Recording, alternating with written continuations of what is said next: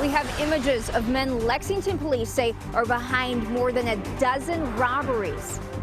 Lexington police are investigating another robbery tonight at a tobacco store, and they say this one turned violent. A soccer game takes an unexpected turn. Investigators say one of the players punched a referee. Tracking, alerting, protecting. This is WKYT News at 11. Good evening to you. 15 robberies in about a month's span, and tonight Lexington police say all of them are connected. The robbers have targeted businesses like restaurants, gas stations, and motels. This map shows each of those robberies. New tonight, Kristen Kennedy talked to someone working at a Jimmy John's when it was robbed last night. Police say that is the most recent robbery in this string. It's our top story at 11.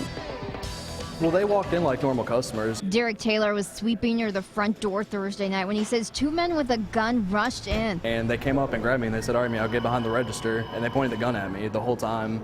And he was like, all right, open the register right now. Investigators believe the men who robbed the Jimmy John's where Taylor works have done the same at more than a dozen other places. They say the getaway cars used, a light-colored Toyota Camry with missing front hubcaps and a maroon-colored Saturn, are the same. So is some of the clothing the robbers wear. A specific item of interest is a black and white varsity-style Letterman jacket.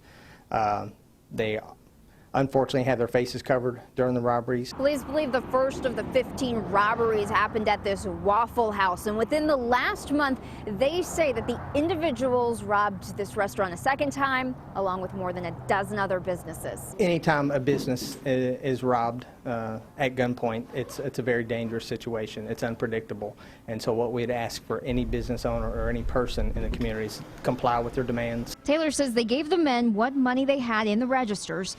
He was only able to catch a glimpse of one of the robbers' hands. They were wearing full face masks, so you couldn't see, but one of them wasn't wearing gloves, and you could see that he had darkish skin. And one of them was about 5'5", the other one was about 5'8". Police hope witness descriptions, surveillance, and tips from the public will help them catch their culprits. In Lexington, Kristen Kennedy, WKYT. At this time, police say they are not releasing surveillance video, only still images. Lexington police are not sure if a robbery tonight at a tobacco store is connected to those 15 other robberies. They say two men robbed Tobacco Zone on North Broadway just after 7 tonight. Police say at one point the robbery turned violent. They just came inside the store, they demanded money from the clerks, and there was a scuffle that did take place. Again, possibly shots were fired, and then afterwards they fled the store. Police say there were 2 employees and a customer inside the store at the time, but they were not injured by the shots. Police aren't sure if the robbers were hit, but they did get away with some money. At last check, police had not made any arrests. Another setback tonight for the coal industry in eastern Kentucky. U.S. Coal has announced it will idle most of its mining operations at its Licking River division in Magoffin and Breathitt counties. The mayor of Salyersville says 100 miners were laid off today, following 50 others earlier this week. According to the Kentucky Coal Association, the decision came because of poor market conditions and a difficult regulatory environment. U.S. Coal is based in Lexington. The company filed for bankruptcy last year. A Laurel County man now admits he caused a deadly hit-and-run crash last year. The Laurel County Sheriff's Office says 51-year-old Anthony Raymond pled guilty to second-degree manslaughter. As part of a plea deal, prosecutors recommended he receive 10 years in prison.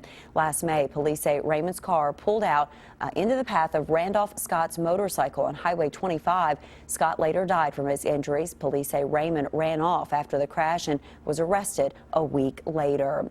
Investigators say a man's frustrations led to an unusual robbery in Pike County. Some people lost water service in Pike County this week because of the recent cold weather.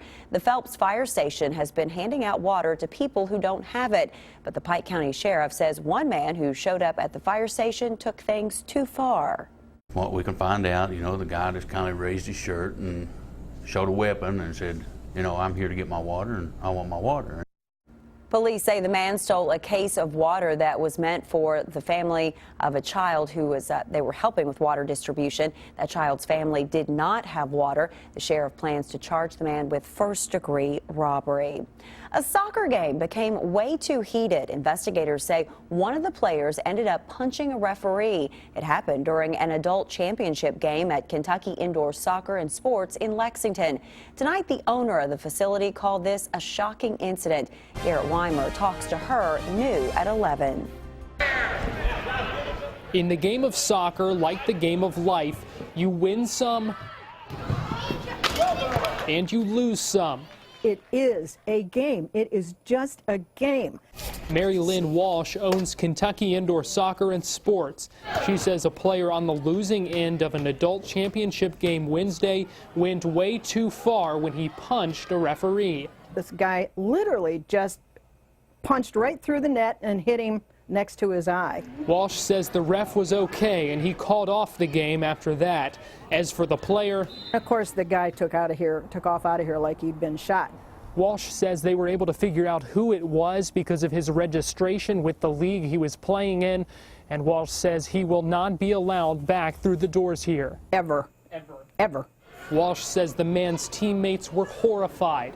Every now and then, someone will chest bump a referee, or, deliberately run into him as he's going down the field.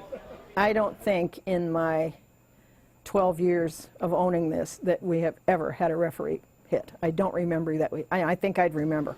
Walsh says what makes it worse is the player should have known better. It hurts the spirit of the game, and I just can't stand that. After all, part of playing the game is knowing how to stand tall, even if you're not on the smiling side of the scoreboard. In Lexington, Garrett Weimer, WKYT. Walsh says the man is from Louisville. Lexington police say they are investigating the incident as an assault.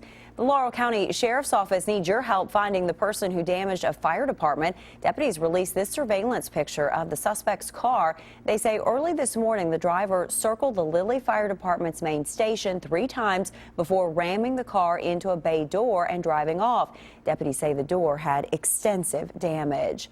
At the last minute, Congress has passed a bill extending funding for Homeland Security and avoiding a partial shutdown. But the bill only funds the department for 1 week.